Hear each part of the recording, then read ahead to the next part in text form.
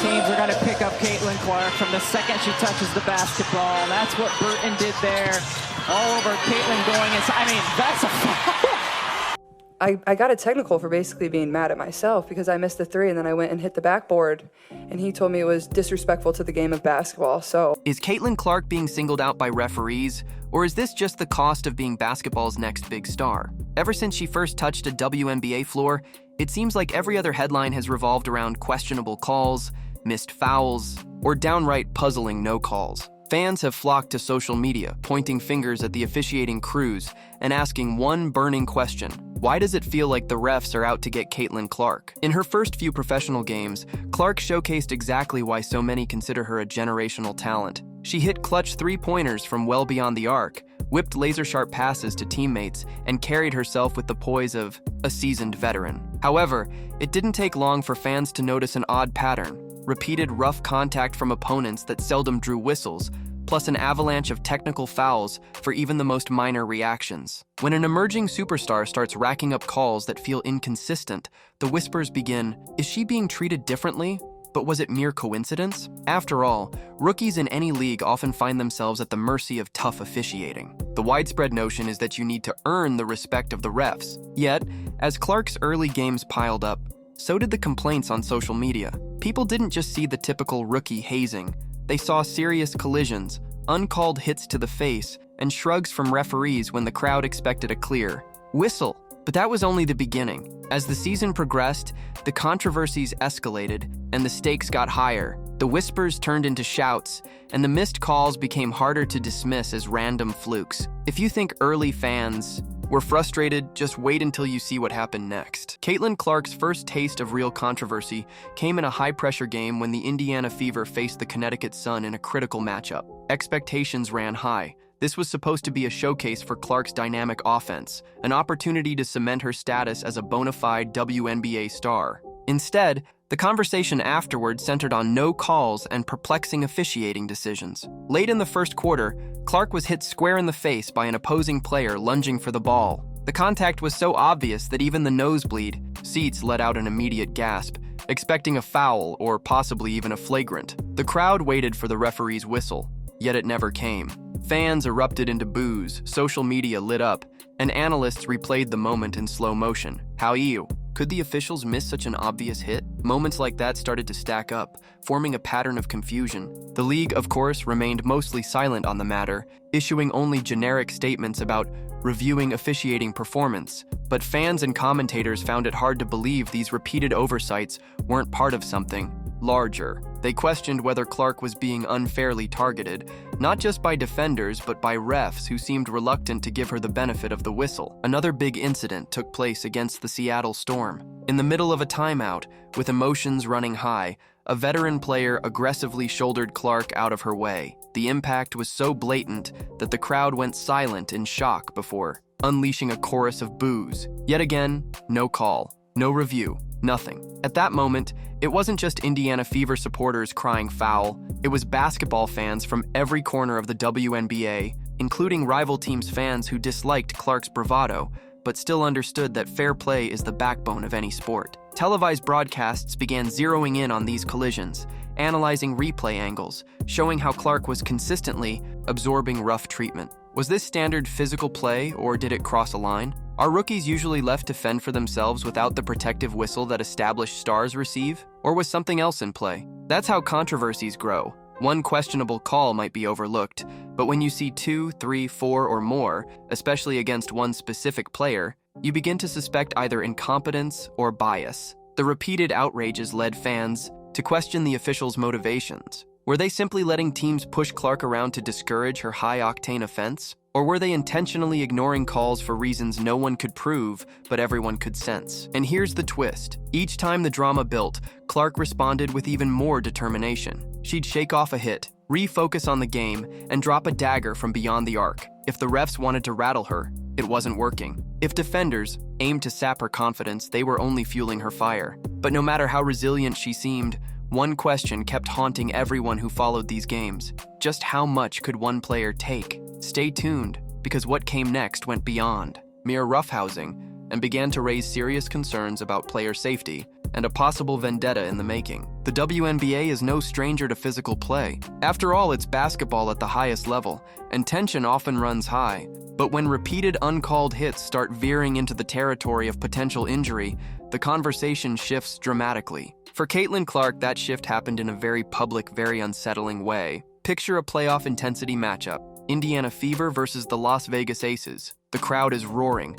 Excitement is off the charts, and everyone expects a fierce battle. Clark drives to the rim, weaving between defenders. Suddenly, a heavy collision sends her stumbling. A forearm connects with her face, or so it appears from the replays. The reaction inside the arena is immediate. That has to be a flagrant, but the officials rule it a common foul. No extra penalty, no further review. Fans lost it. Analysts reviewing the footage slowed it down frame by frame, pointing out the exact moment of contact. They questioned how a blow that forceful could be dismissed so casually. Some speculated that the referees were more concerned about controlling the tempo of the game than the safety of the players. Clark, dazed yet again, quickly collected herself, determined not to show weakness. And then came another shocker in a clash against the Connecticut Sun. This time, Alyssa Thomas barreled into Clark with a driving shoulder. Clark hit the floor hard, the crowd erupted, and everyone braced for a whistle that might escalate to a flagrant call. Instead, the officials once again shrugged it off as a simple common foul. Fans called it a cheap shot,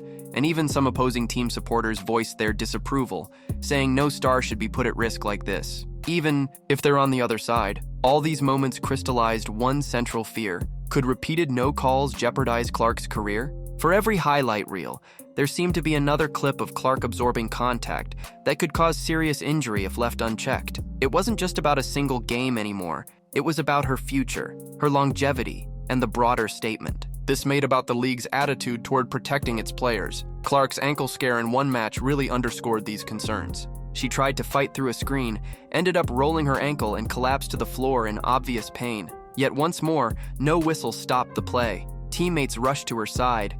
Medical staff hurried over, and fans waited anxiously. The officiating crew, however, appeared unfazed, letting the clock run until Clark's team finally forced a stoppage. That's when many people realized it wasn't just about questionable calls, it was about basic player welfare. Still, the question lingered. When does tough defense cross the line into negligence by the officials? And was Clark truly being singled out? Or did it merely look that way because she's so often in the spotlight? The mental toll of enduring such physical play under a microscope is enormous. Up next, we'll explore exactly how Clark's psyche has evolved amidst the swirling storm of controversies and social media chaos. From the outside, Clark often looks unflappable. Her body language after a no call or a questionable whistle rarely betrays more than a flicker of annoyance. She jogs back on defense, readjusts her headband, and signals her teammates to push the pace. Yet, those close to her say it's not as effortless as it appears. Imagine pouring everything into your craft, only to feel that the system meant to keep the game fair might be working against you.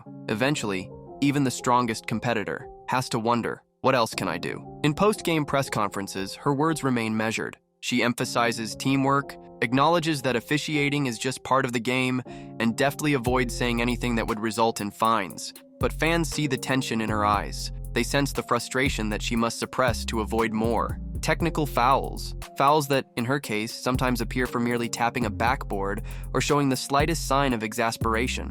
But as her legend grows, so does the controversy. More fans tune in to see if there will be another questionable call. More analysts dissect her every move. And the spotlight doesn't just shine on Clark, it also illuminates the officiating crew. Even if there was never any bias to begin with, the mere perception of it is enough to cast doubt over every whistle. That doubt is shaping not just Clark's individual journey, but also the broader narrative around WNBA officiating. Up next, we'll see how fans and the media have responded to what they perceive as a constant barrage of injustice, and what it might mean for the league's reputation going forward. Hashtags like OnProtectCaitlin and WNBA officiating trended during pivotal games. Fans shared video clips of the harshest collisions, side by side with instances where similar contact drew immediate flagrant calls for other players. A narrative began to form that Clark, with her bold style and star potential, was receiving a level of scrutiny that bordered on antagonistic. Sports talk shows added fuel to the fire. Hosts debated whether referees were letting their personal opinions of Clark's swagger influence their decisions. They also questioned if the league,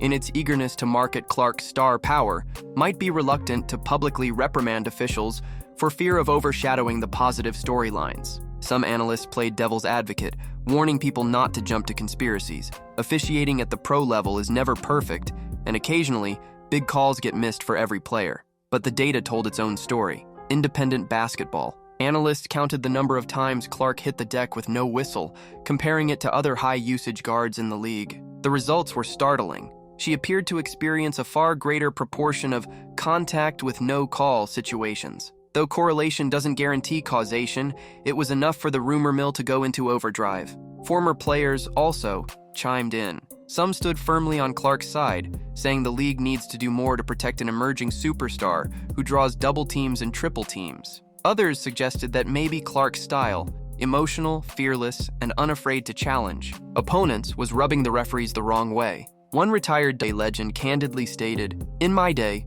if you kept complaining after every call, the refs might just decide they're not going to give you the benefit of the doubt anymore." Yet the bigger question still loomed. What did all this mean for the WNBA as a whole? Could these officiating nightmares damage the league's credibility, or would they spark changes that ultimately make the game better? We'll dive into that next. Controversies in professional sports rarely stay static. They either escalate or pave the way for reforms. The Caitlin Clark debate is poised at this very crossroads. Fans have made their stance clear. They crave fair play, transparency, and accountability. Meanwhile, the WNBA has an opportunity to seize the moment and prove that it's serious about protecting its athletes and maintaining competitive integrity. One possible step forward could involve more rigorous training for referees, including mandatory sessions focused on identifying dangerous contact and understanding how to handle superstar players who naturally draw more attention. Another idea gaining traction is the expansion of in-game review capabilities, allowing officials to revisit borderline incidents more promptly without halting the flow of the game too much. League officials have hinted at internal conversations on the matter, though specifics remain murky. Some fans doubt whether any significant changes will be implemented, fearing that controversies will be brushed aside until a truly catastrophic event forces immediate action. Others remain optimistic, arguing that the WNBA has historically embraced innovation and might welcome improvements that ensure top talents like Clark can thrive without fear of biased calls or reckless hits. Meanwhile, Clark's own future could shape the league in unexpected ways. If she continues to dominate and continues to be a magnet for questionable officiating, her star power alone could push the league to adapt. Picture a scenario where national media outlets pick up the story, shining an even brighter spotlight on the alleged bias. The WNBA, hungry for increased recognition, would find itself facing a major PR challenge. Sometimes the scrutiny of a wider audience forces change more effectively than internal pressures ever could. There's also the question of whether other young players, those who look up to Clark as a trailblazer, might face a similar fate. If the league does nothing, a whole generation of incoming talent might brace themselves for rough treatment with little help from referees. That's not just bad optics. It's potentially dangerous, risking player safety and stunting the growth of women's basketball as a whole. Caitlin Clark, in the meantime, keeps evolving. Her shooting gets sharper, her court vision more refined, her leadership more vocal. She's reaching a level where no matter how physically defenders play her, she finds ways to carve out space and bury shots. She's developing a killer instinct that says, "Ref or no ref, I'm here to win." And that might be the scariest prospect for opposing teams. A player who can't be intimidated, can't be rattled, and won't let controversies derail her pursuit of greatness. We're near the conclusion of this deep dive, but the discussion doesn't have to stop here.